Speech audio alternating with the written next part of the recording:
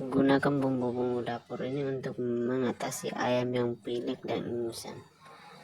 Ada jahe, kunyit, kencur, bawang putih, dan gula merah.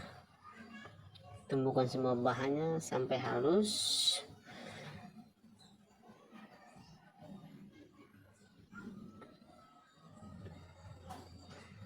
Tambahkan gula merah, tumbukkan sampai halus, dan berikanlah pada ayam yang sudah parah karena pilek dan ingusan. 100% dia akan sembuh.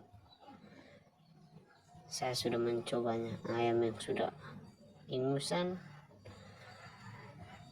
ngorok, pilek, saya gunakan bahan-bahan alami ini. Jangan panik teman-teman, karena